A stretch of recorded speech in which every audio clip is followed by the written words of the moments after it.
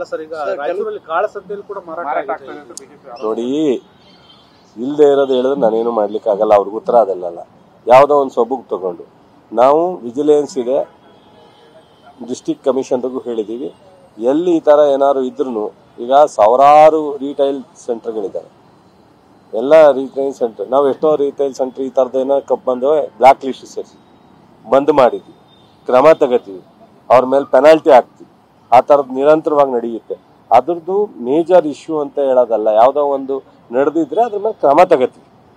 So ಇಂಥ ದೊಡ್ಡ ರಾಜ್ಯದಲ್ಲಿ ಯಾವುದೋ ಒಂದು ಅಂಗಡಿ ತಪ್ಪು ಮಾಡಿಲ್ಲ ಅಂತ ನಾನು ಡಿಪೆಂಡ್ ಮಾಡ್ಕೊಳಕ್ ಹೋಗಲ್ಲ, ಮಾಡಿದ್ರೆ ಅದ್ರ ಮೇಲೆ ಕ್ರಮ ತಗೋತೀವಿ. ಸರ್, ಈಗ ವಿಜೇಂದ್ರ ಅವರು ಹೇಳ್ತಾ ಇದಾರೆ ರಾಜ್ಯಕ್ಕೆ 8.70 ಲಕ್ಷ ಟನ್ ಮೆಟ್ರಿಕ್ ಟನ್ ಬಂದಿದೆ. ರಾಜ್ಯದಲ್ಲಿ ಇರ್ತಕ್ಕಂಥದ್ದು ಬರೀ 5.2 ಅಷ್ಟೇ ಇದೆ.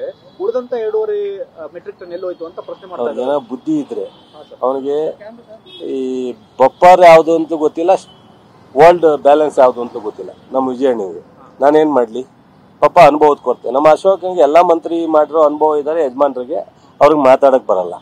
ವಿಜೇಂದ್ರ ಅವ್ರಿಗೆ ಇಂಡೈರೆಕ್ಟ್ ಆಗಿ ಅನುಭವ ಇದೆ, ಡೈರೆಕ್ಟ್ ಅನುಭವ ಇಲ್ಲ, ಪಾಪ ಅವ್ರಿಗೆ ಮಾತಾಡಕ್ ಬರಲ್ಲ.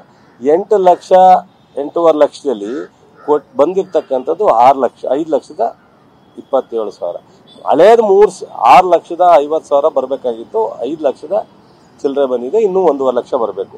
ಹಳೆ ಇದು ಸೇರಿ 8 ಲಕ್ಷ ಇರೋದು. ಹಳೇದನ್ನ ಬಿಡ್ರಿ, ಮಾಡ್ತಾ ಇದೀವಿ. ಸೊ ಏನ್ ಬರಬೇಕು ಅದನ್ನ ಬರ್ಲಿ ಅಂತ ಹೇಳಿರೋದು. ಅವ್ರಿಗೆ OB ಯಾವುದು, ಸಪ್ಲೈ ಯಾವುದು ಅದನ್ನೇ ಗೊತ್ತಿಲ್ಲ. ಅವ್ರಿಗೆ ಏನ್ ಮಾಡಕ್ಕಾಗುತ್ತೆ? ನಾನು ಹೋದಾಗ ಫರ್ಟಿಲೈಸರ್ ಮಿನಿಸ್ಟ್ರಿ ಸಿಕ್ಕಿರ್ಲಿಲ್ಲ. ಶಿವರಾಜ್ ಸಿಂಗ್ ಚೌಹಾಣ್ ಅವ್ರ ಜೊತೆ ಮಾತನಾಡಿ, ಅವರು ಅಗ್ರಿಕಲ್ಚರ್ ಮಿನಿಸ್ಟರ್ ಆದ್ರಿಂದ ನಾನು ಅದನ್ನ ಮಾತನಾಡಿ ಸರಿಪಡಿಸ್ತೀನಿ ಅಂತ ಹೇಳಿದ್ರು. ಅವ್ರಿಗೆ ನನ್ನ ಪತ್ರನೂ ಕೊಟ್ಟು ಹೇಳು ಬಂದು